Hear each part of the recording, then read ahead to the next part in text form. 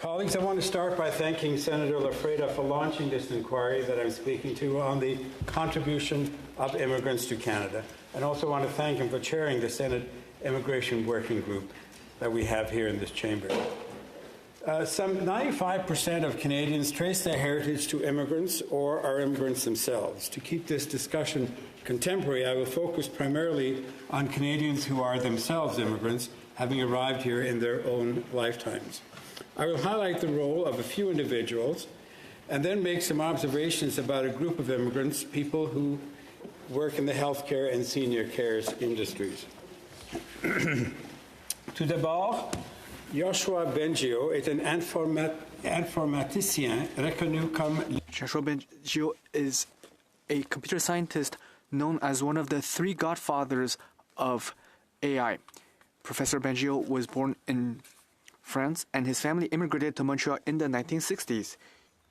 He built his academic career here in Canada. He received the Turing Award, which is the equivalent of the Nobel Prize in computer science.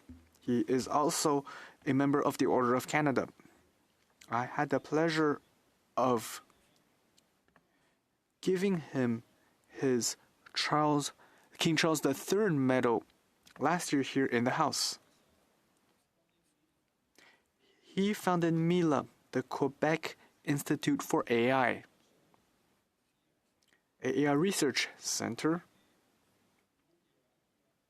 of world renown that brings in some of the best scientists in that sector. He is a staunch defender of responsible and safe AI. Peers have gone off to join big spending American AI companies. Professor Bengio has been here carrying the torch for Canada, putting us on the map alongside another godfather of AI and immigrant to Canada, Geoffrey Hinton, when it comes to the forefront of technological advancement. Next, I want to talk about John Menezes, a first-generation immigrant who came to Canada with the same hope of many newcomers, to build something meaningful in a country that rewards hard work and perseverance. He founded Stratagem, a cybersecurity firm based in Mississauga, and he grew up from a startup, and he grew it from a startup into a nationally recognized managed security services firm.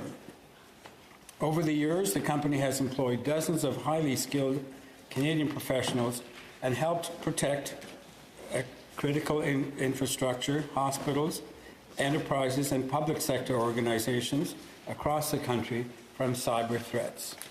In 2024, Stratagem, his company, was acquired by Bell Canada, a powerful example of how an immigrant founded a homegrown company that can scale, create jobs, strengthen national security, and ultimately become a part of one of Canada's most established corporations. It reflects just not his business success, but the broader contribution of that immigrants make to Canada. Dr. Theresa Tam, a name that will be familiar to all of us. Until June of last year, she was the Chief Public Health Officer of Canada. Dr. Tam was born in Hong Kong and grew up in Great Britain, where she trained as a doctor at the University of Nottingham. In Canada, she did further study at the University of Alberta and University of BC, where she specialized in pediatric infectious diseases. She held senior positions in the Public Health Agency of Canada and was appointed Chief Public Health Officer in 2017. In this role, Dr. Tam was instrumental in our pandemic response, through which she became a familiar name to many. She was the steady, expert voice that calmed a nation through that unprecedented crisis.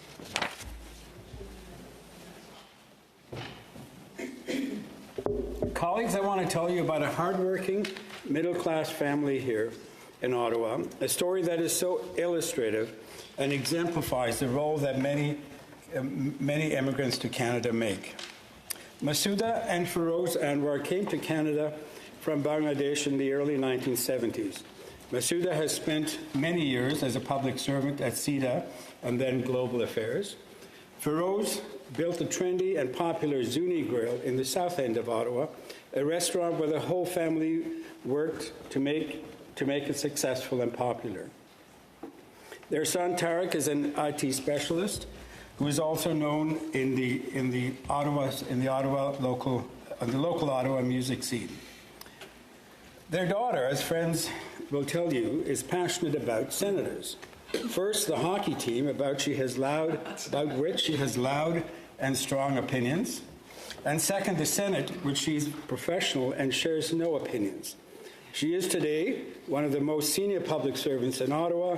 She is, of course, Shaila Anwar, the Clerk of the Senate of Canada.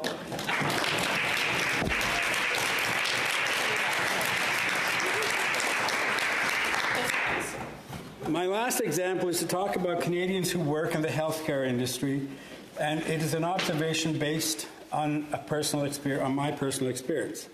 My mother lived in a retirement residence in the northeast end of Toronto for some 8 years until 2022. It was a home with about 100 residents. I want you to think about some of these very few, these short figures that I'll give you. So there's about 100 residents. Over the 8 years that she was there, I would estimate that about 10 to 15% of the residents, of the clients, were immigrants. The staff, on the other hand, from the kitchen staff to the food servers, the front desk receptions, to the senior management, were at all times upwards of 95% immigrant at all times. Put clearly, if it were not for the immigrants, that senior's home could not exist, and those 100 residents would not have had the retirement residents to live in. Keep in mind that for the most part, these workers, such as the food servers and personal support workers, many of them work part-time, called on duty when they are needed. So servers may have an early morning breakfast shift in 3 hours, for 3 hours, then another shift at lunchtime or even dinner time. Housing and rent being pretty expensive in Toronto, most are not able to live nearby. Some would pick up shifts at a nearby Tim Hortons to make ends meet, where they would get paid even less. And remember COVID. During that time, seniors care workers were not permitted to work anywhere else, and yet they went on to serving their seniors day in and day out. They always did their work with strong, positive attitudes despite their paltry pay. They took their work seriously. With 100 residents, they took care of 100 particular needs: foods, beverages, or the things people liked and didn't like. They call the residents by their names, but more often, they call them dear, darling, and my love. They serve up these personal support workers, paid a very low wage, who made Canada home. They serve up food and care, but more importantly, they serve up love at all times to our seniors. When people today sometimes say we can't have too many immigrants because they'll be a drain on our social services, part of me thinks, isn't that ironic? If it weren't for those immigrants, and these relatively recent ones, there wouldn't be many social services that we take for granted. Immigrants work at all levels of society, from the most senior to the most junior and low wage. When's the last time you saw a non-immigrant taxi or Uber driver? When's the last time you saw a white person deliver food? Uber and DoorDash exist because there are scads of new arrivals, including those legendary international students who are willing to work those insecure and low-paying jobs so we can get an Uber in a hurry, or a package delivered by Amazon, or even have a Starbucks coffee delivered to our front door from a block away while it is hot. Perhaps the Amazon logo and arrow should have a tagline which reads, "Packaged and delivered to you by a low-paid immigrant worker." I've often wondered what would happen if all immigrants went on strike for just one day. Senator Hassan Youssef will, I'm sure, like the thought that I think in terms of strikes sometimes. Sometimes important to withdraw labor, just to make the point. Well, my query was answered in part when the federal government reduced immigration levels in the last couple of years. The drastic reduction in immigrants available to work caused a gaping shortage for many private sector employers, as it did for colleges and universities in Canada. International students are the backbone of funding most of the post-secondary system in Canada, which there's a big complex issue there. But suffice it to say, without many of them, universities and colleges have had to reorganize themselves significantly. Colleagues, if I can shift gears slightly, I would say to you that there are more people on the move worldwide than ever before. According to a United Nations agency, in 2024, the global number of international migrants was 304 million, a figure that has nearly doubled since 1990. Of concern, immigration is the main issue that is shifting the political center of gravity towards the far right across the world, especially the developed world. For some, immigration is fundamentally changing their society in ways that they find acceptable, and for others, that unacceptable. As the far right gains ground, this not only results in pro-immigration ideas being lost out, but comes along with the rolling back of gender equality, human rights, and the fight against climate change. Canada has so far avoided this fate.